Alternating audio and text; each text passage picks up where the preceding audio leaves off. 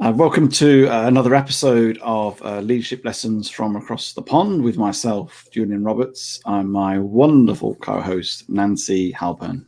Hello, Good to see you, Nancy.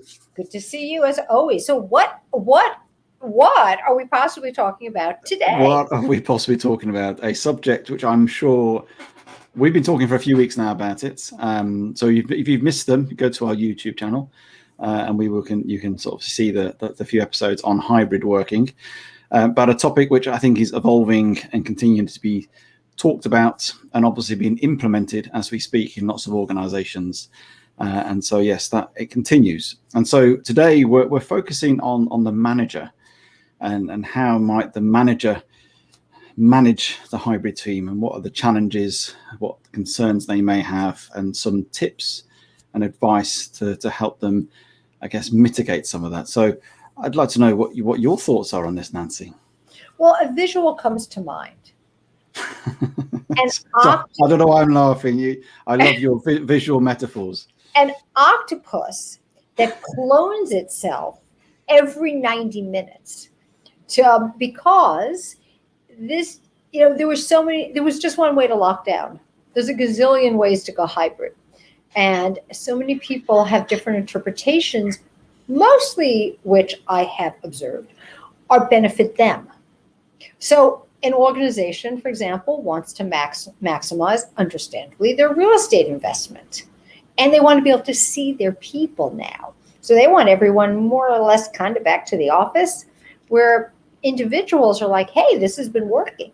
So what's in my best interest? So I just see this sort of, it's very hard to get your arms around a cloning octopus. So I just want to paint that pretty picture and embed it in your mind.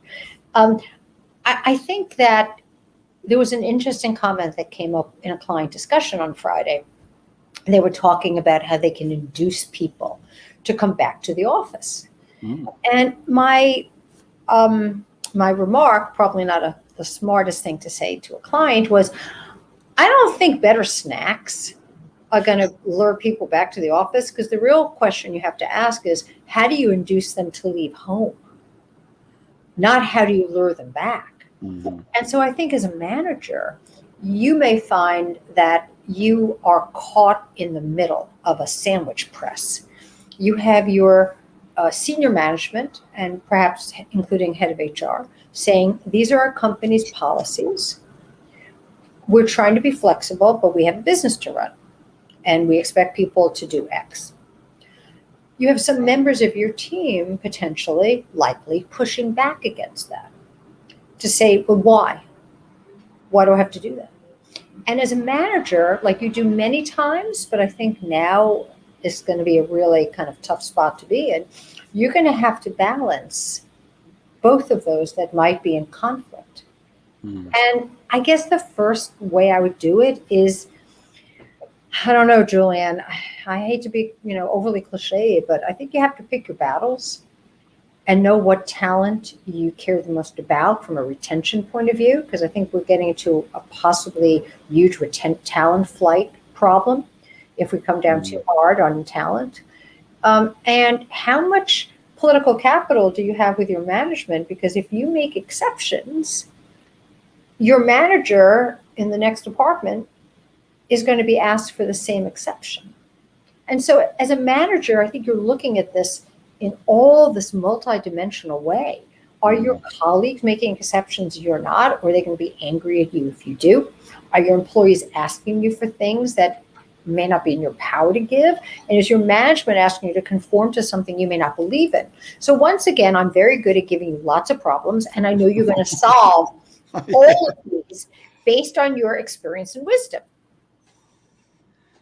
Yes, I think you're right, that the conflict stuff, and I think the managers potentially are in between it all, and that will be a huge challenge of how they resolve that. And I guess it goes back to, going back to the team itself and making sure, I guess in some ways, if you're a manager, making sure whatever you're doing to resolve it, there is some alignment broadly in a principle of how the organization wants to resolve it. And I guess it's in some ways, having been a leader manager myself, I've always push back on stuff initially if I've been asked to do something which I didn't agree. And I think managers need to get into a place where they feel comfortable to execute on whatever that plan may be, and they feel settled with it. Might not totally agree with it, but broadly they feel comfortable with it, because they've obviously got to see it through. But making sure that it does align to the greater good, so to speak. So I think that's really important, really, in sort of developing that sort of conflict management approach to that. And I guess it's sort of sitting down with your team, isn't it, and understanding where are the true sort of real pushbacks. Is that pushback a genuine pushback, or is it in response to a change? Last year we were forced to change, as in because of the nature of government lockdowns and everything else. It was imposed upon us. In some ways, this is similar potentially, depending how an organisation's panning out. But is it just them frustrated and they're just going through a change curve, actually, because they're just struggling with that change? I.e., I'm so used to working from home, and going back I'm actually anxious about it. I'm struggling with it. It's another change for me. And so I think sometimes conflict's not always somebody pushing back. I think sometimes conflict, actually, some people just genuinely going through a process, and you just need to recognize that and then help them through that process. Well, I do think resistance is really fascinating, and I think that managers often give it short shrift, if that's the expression. Though I don't know what a shrift is, or short shift, I don't know what they give them. But they don't really go a couple of layers down, because I suspect some of the resistance is going to be about productivity measures, because there's definitely an evolution I've heard of moving performance evaluation to output. But at the top of your organization, you're going to have people who are very resistant that I can't monitor your work. So I think one issue for the manager is figuring out separating the slackers from the brown nosers in a hybrid environment. Because I was just speaking with my neighbor who talked about not a direct report, but someone who didn't log in till 10:50, and he lied saying he had, and IT checked his account, and sure enough, he had not. And he finally admitted he had overslept. But this sort of, how do you know somebody's really being productive if you can't see them? But I'm sure it's going to be illegal to monitor their activity.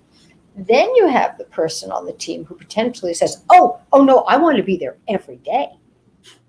And so they are trying to win political points for themselves in showing how much they care. And so as a manager, I think one of your key tasks in leading your hybrid team is going to make sure that you have a very equitable sense of talent evaluation.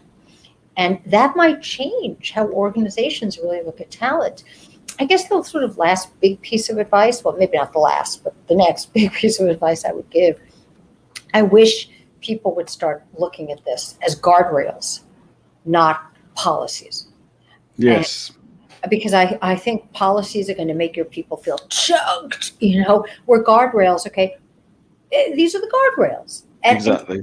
Yeah. Sense. And I think the principal guardrails are far better than actually this is a policy and this is how to do it, because then it becomes very much people then, like with a policy, like a letter of the law, they look for ways of how they can get out of it, as opposed to here's the principle of what we're trying to achieve, and this is a way of going about it, and it gives a little bit of not wriggle room, but of flexibility within that context, doesn't it? Yeah, well, because you're going to need it. You're going to need that flexibility right now. And going back to productivity and all that sort of stuff, although I don't particularly like the word productivity really, because it means working really hard and getting up early and doing lots of stuff. And, if you're a farmer, you'd be out really early, out till late. But I'd rather get...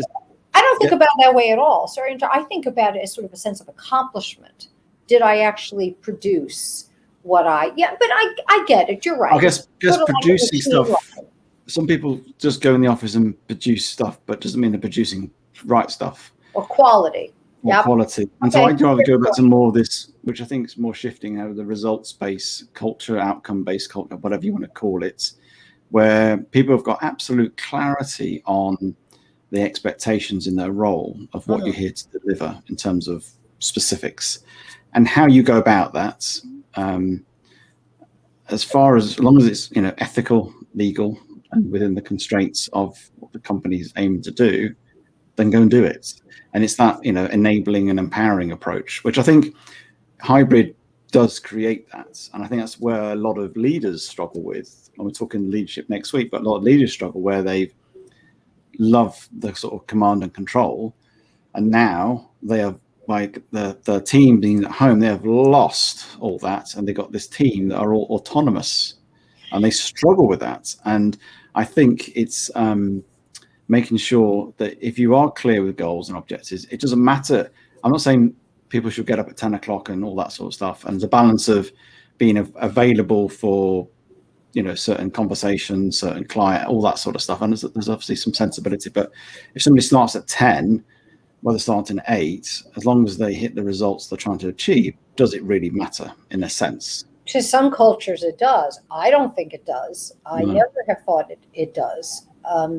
But yeah, we'll talk about leaders and power and all those juicy things next week. I did also want to, though, stress that this is a grand experiment. And if you can please approach it with a sense that it's iterative.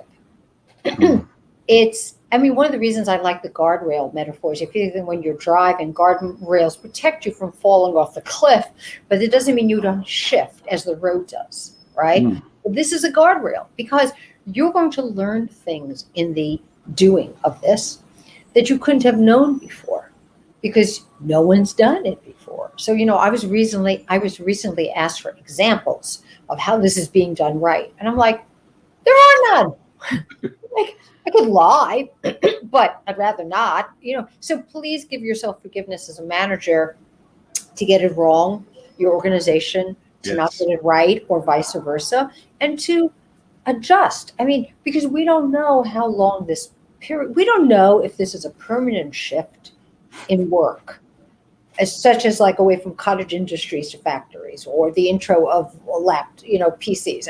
Those were revolutionary things. Is this interim until people, I don't know when, or is this a major tectonic shift in how people view their work experience? I think it's more the latter, but selfishly, it's more interesting. But the great expression, if you want to hear God laugh, make a plan. So, if COVID has taught us nothing else, it's that you cannot predict the future. And sometimes you have to be enormously agile in your pivots. Well, I would not lose that mindset. I wouldn't think of this as going back, because back isn't there anymore. Back's gone. So what do you want to create now? Oh, I'm sorry, Julian, I did have one really exciting idea I wanted to talk about. Can I throw that out?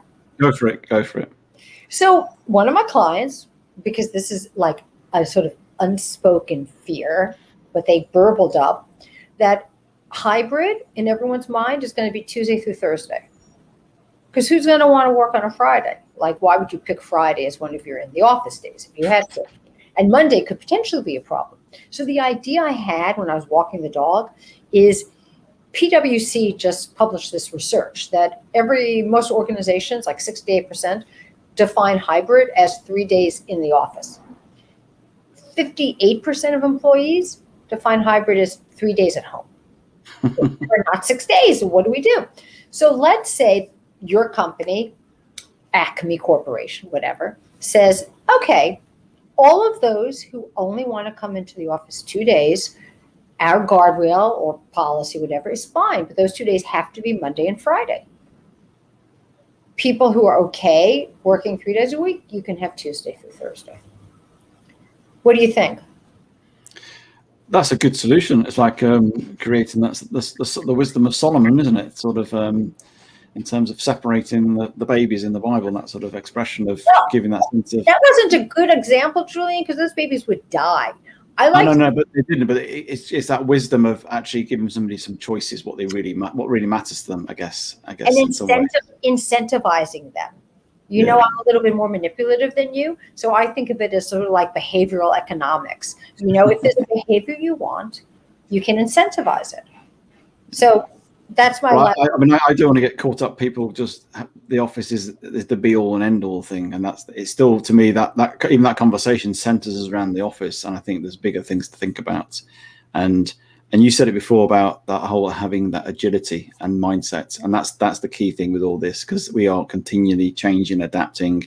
Last year was a year of resilience. This year is all about agility and being flexible as we go forward, and that's hybrid. That's innovating. See it, embrace it as innovation, and it's quite, in some ways, if you embrace it excitingly, you'll start to see some really interesting things, and you'll learn loads because you'll fail loads as well, because things will go wrong. And that's okay.